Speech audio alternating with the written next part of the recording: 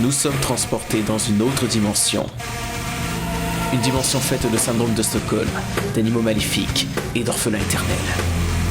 Un voyage qui mènera éternellement aux Oscars et dont les frontières ne seront jamais l'argent. Un voyage au bout du capitalisme, où il n'y a qu'une destination. Disney. Tu crois pas qu'on en a fait un peu trop là ? Non, je pense pas. À la fin des années 90, j'ai eu la chance d'avoir la chaîne Disney Channel bien avant qu'elle produise des merdes comme Hannah Montana ou High School Musical. Et à cette époque, j'étais capable de regarder Disney Channel pendant des heures et des heures. C'était pour moi la chaîne parfaite. On met des séries, on met des soirées thématiques, aventure le lundi, le sport, la comédie, et tout ça, ça peut se regarder en fait en famille. Donc oui, quand je ne regardais pas sa cartoon sur Canal+, je regardais Disney Channel. Et je n'aurais jamais cru vivre un de mes nombreux traumatismes d'enfance en regardant cette chaîne. Quand tu es gosse, tu peux avoir peur de tout et n'importe quoi.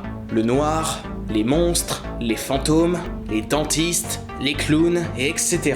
Mais en général, il y a très peu de chances que cette peur se matérialise pour devenir un véritable objet de terreur dans la vraie vie. Enfin presque. Mais il y a un endroit où tu risques d'y faire face.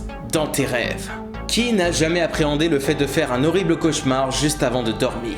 D'ailleurs, petite parenthèse, est-ce que vous aussi vous n'arriviez pas à courir quand vous êtes poursuivi par quelque chose dans vos rêves ? Imaginez donc une série animée mettant en scène les pires cauchemars que vous pourriez avoir en tant qu'enfant. Je vous présente les cauchemars de Ned. Le concept des cauchemars de Ned, qui est donc bel et bien une série animée produite par Disney, je rappelle, est très simple. Comme son titre l'indique, on va se concentrer sur les cauchemars d'un jeune garçon, Ned Niedermeyer, qui auront tous un lien avec ce qu'il a vécu dans la journée. Ce qui est vraiment intéressant avec les cauchemars proposés, c'est qu'ils font appel à des peurs quasi universelles. La peur de grandir, d'être nu en public, de l'émasculation, de l'emprisonnement, de l'avancée de la technologie, etc. Ce qui fait qu'on peut plus facilement s'identifier à l'anxiété du personnage principal qui se traduit dans ses rêves. Sérieusement, qui n'a jamais fait le rêve d'être nu devant absolument tout le monde ? Moi, jamais. Ça rentre le ventre là ? Non, pas besoin. On sent également que les créateurs de la série avaient une grande culture cinématographique et qu'ils voulaient nous la faire partager, car on retrouve des références assez plaisantes dans la quasi-totalité des épisodes. Le Loup-garou de Londres, La nuit des morts vivants, Godzilla et d'autres films que je ne vais pas citer car la liste est longue. Mais ce que j'aime particulièrement dans certains cauchemars, c'est le message qu'ils véhiculent. Bon, certains jouent la carte de la simplicité, comme le fait qu'il faut prendre confiance en soi, qu'il ne faut pas être trop impatient de grandir, etc.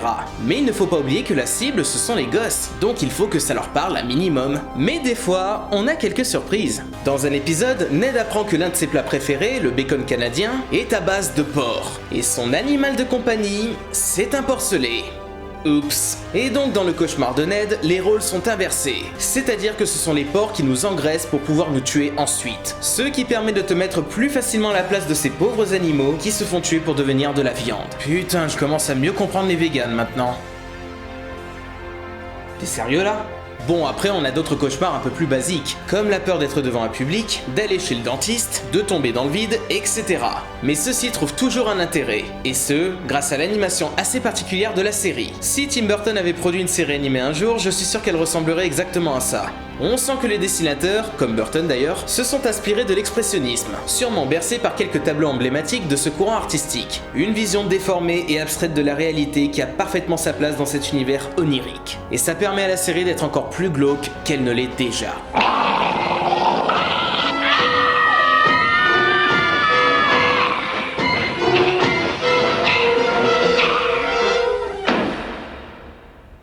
Voire même un peu trop. Pour une série diffusée à 1 heure de grande écoute sur Disney Channel, un problème s'est posé. C'est que ça fait un peu trop peur, et je suis bien placé pour le dire. Pourtant, la diffusion d'une série pareille sur cette chaîne n'a rien de si étonnant que ça si on regarde autour. Parce que, je vous l'ai pas dit au début, mais Disney Channel diffusait également Les Envahisseurs. Les Envahisseurs, vous vous rendez compte ? Et j'en suis très content parce que pour moi c'est très bien, ça permet vraiment d'exercer vraiment un vrai boulot de programmation. 50% de programmes européens, dont un certain quota de programmes français, qui est à peu près la moitié. Donc pourquoi avec les cauchemars de Ned ça poserait problème ? Parce que c'est un dessin animé ? Parce que c'est produit par Disney? Bon, il est vrai que certains passages sont particulièrement effrayants dans cette série. Ned et sa famille qui se transforment en robots. Peggy 7. Ned qui se change en loup-garou pendant la pleine lune. Peggy 12. Ned qui se fait décapiter. Peggy 16. Oh, regardez les enfants, un petit garçon qui a la tête coupée. Je dois changer de pantalon. On a même certains cauchemars qui peuvent être assez traumatisants pour un gosse. Comme celui sur la fée des dents qui est une putain de psychopathe qui veut arracher toutes les dents de Ned. Mais bon, à la base, ça part d'un bon sentiment, l'histoire de la fée des dents. Mettez-vous 2 secondes à la place d'un enfant qui se dit que quelqu'un qu'il ne connaît pas peut entrer n'importe quand dans sa chambre pendant la nuit. Je suis sûr que si les créateurs de la série avaient pu, ils auraient fait un épisode du même style avec le Père Noël. Sauf que là, ça aurait été vraiment abusé. Enfin, encore plus abusé que ça ne l'est déjà, quoi. Parce que, voyez-vous, cette série a été annulée prématurément au bout d'une dizaine d'épisodes seulement. Et elle n'a jamais été rediffusée. Jamais. Les raisons de son annulation sont assez obscures. Certains parlent de problèmes budgétaires, tandis que d'autres, et cette raison me fera toujours marrer, que la série a traumatisé tellement d'enfants que des parents ont fait une pétition à Disney pour qu'ils arrêtent carrément la série. Bon, même si j'ai du mal à croire en cette légende urbaine, ça expliquerait pourquoi il n'y a plus jamais eu de rediffusion par la suite. Comme si Disney avait décidé de faire comme si cette série n'avait jamais existé à cause de son aspect trop glauque. Ce ne serait pas la première fois, y a qu'à voir à quel point Disney a renié Taram et le chaudron magique après l'échec de ce dernier, les gens l'ayant jugé également trop sombre pour du Disney. Hein? Que quoi? Quel film? Je vois pas de quoi vous parlez. Ce qui fait que Les Cauchemars de Ned est devenu, littéralement, une série introuvable. N'essayez pas de la trouver en VHS ou en DVD, ce n'est même pas la peine.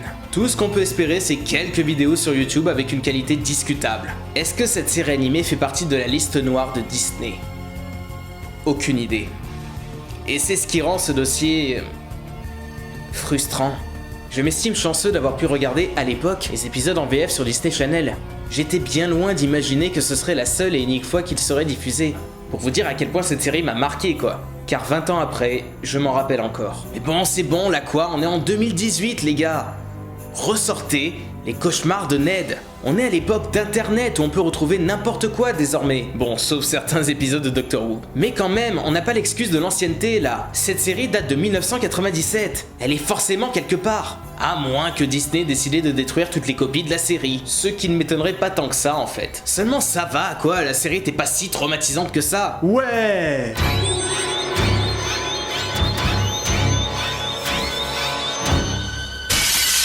Bon, d'accord. Je pense qu'il faut se rendre à l'évidence. Cette série ne sortira jamais. Et c'est dommage car c'était une tentative intéressante de la part de Disney. À côté des dessins animés légers, il n'y a pas de mal à avoir quelque chose de plus sombre de temps en temps.